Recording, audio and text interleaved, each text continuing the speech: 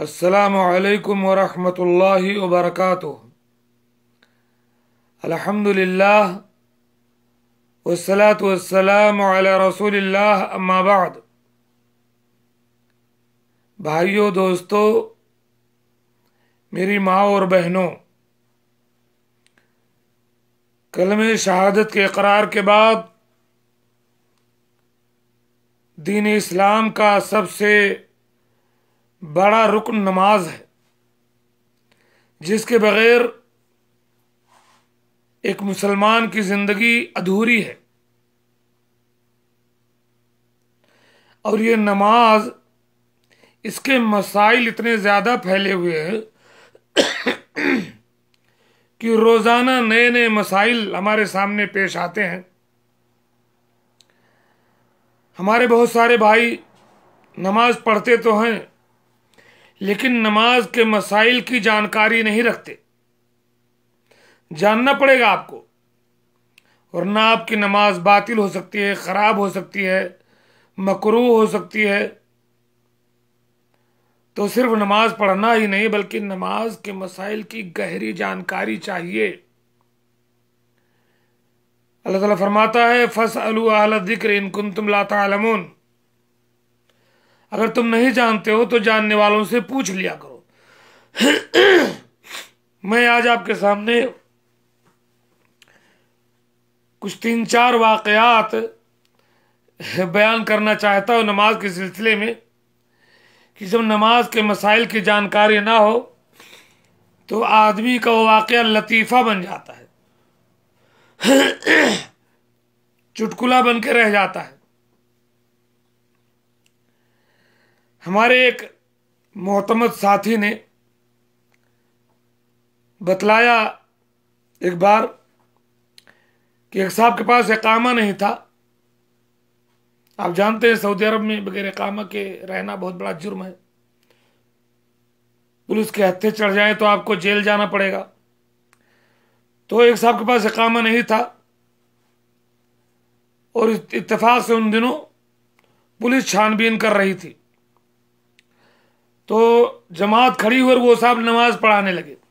जिनके पास इकामा नहीं था वो नमाज पढ़ा रहे थे। जमात ख़त्म हो गई थी, साइड से अलग से जमात चल रही थी। तो वो नमाज पढ़ाए और शायद इकामत नहीं हुई, या इकामत एक शख्स ने नहीं सुनी। वो नमाज में आया और कहा कि कैफ सलात बदून इकामा। उसने कहा कैफ सलात बदून इकामा, कि बगैर इकामत के ये कौन सी नमाज हो रही है। अब वो इमाम साहब जो थे उन्होंने ये समझा कि बदून इकामा यानी इकामा नहीं है, फिर कैसे नमाज पढ़े।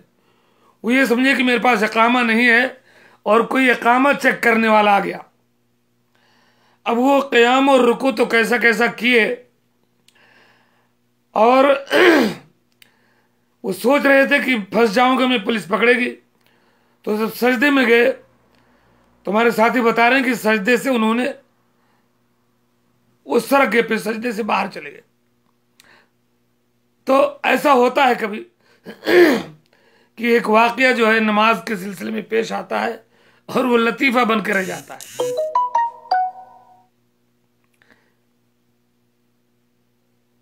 एक और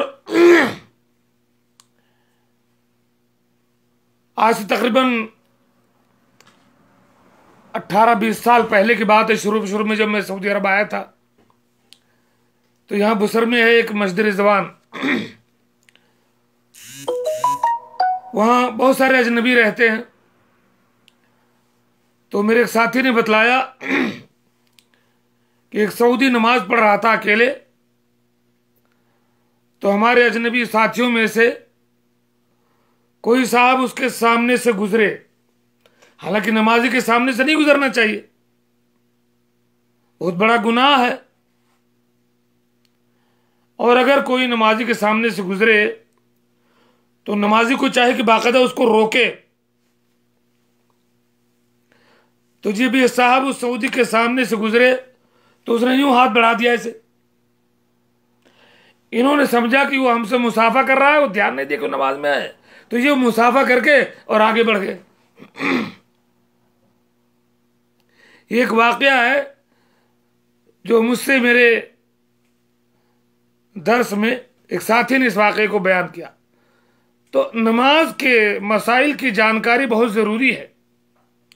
क्या क्या चीज़ें नमाज में पेश आ सकती हैं, उस वक्त आपको क्या करना है, ये सारी जानकारी आपको होनी चाहिए।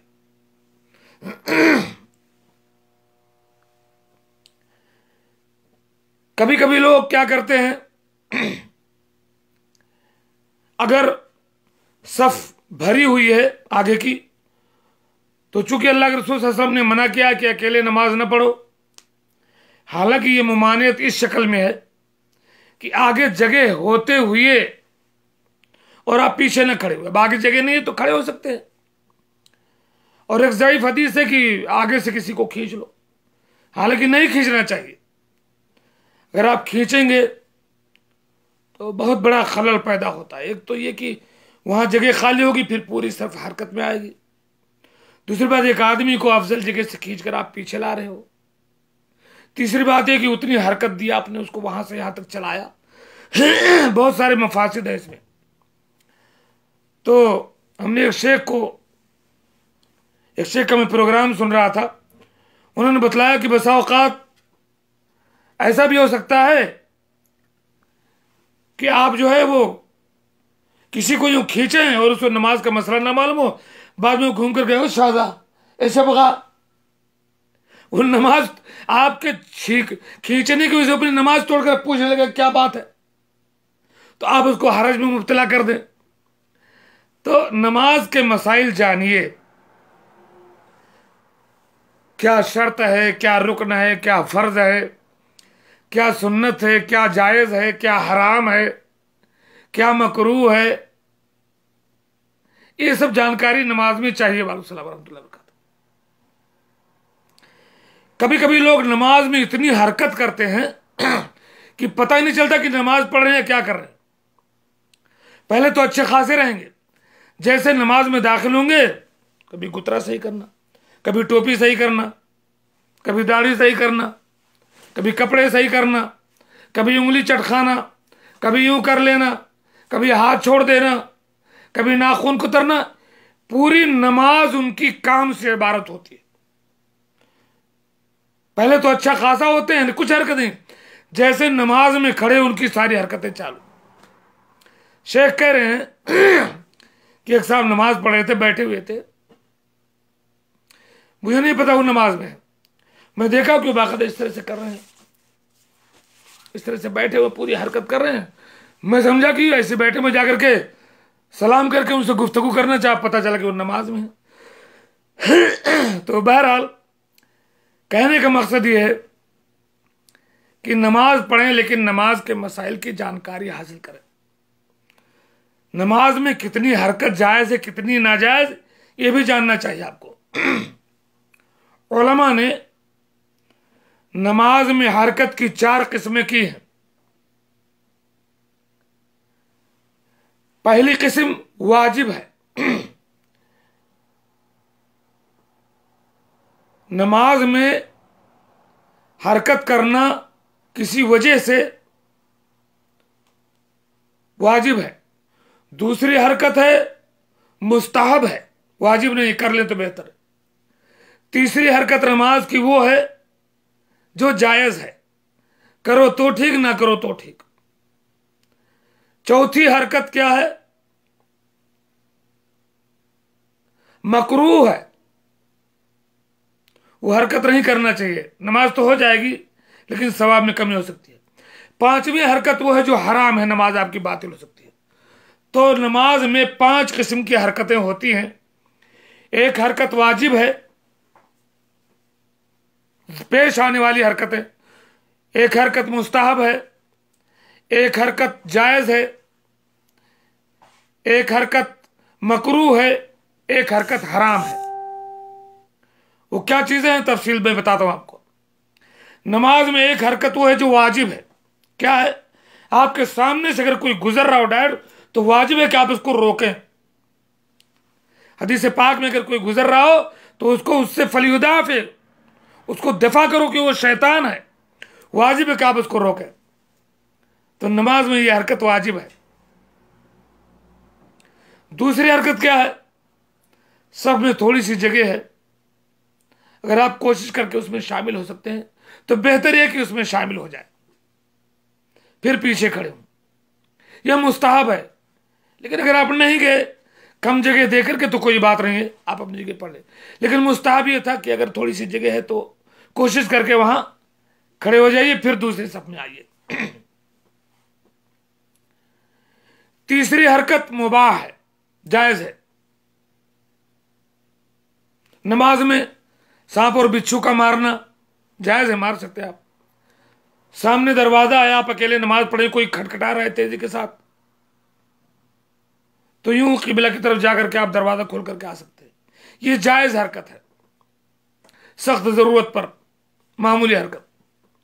तीसरी हरकत मकरूह है, बिला वजह उंगली चटखाना, नाखून कतरना, बाल संवारना, कपड़े समेटना, गुतरा संवारना, वक्फे वक्फे से थोड़ी थोड़ी देर बाद आदमी अगर यह हरकत करता है तो यह मकरूह है, ऐसा करना ठीक नहीं है। नमाज के खुशू खुजू में कमी हो जाती है। और चौथी हरकत वो है जो हराम है, बहुत ज्यादा आप हरकत करें और मुसलसल हरकत करें, यह हरकत हराम है, इससे आपकी नमाज बातिल हो जाएगी।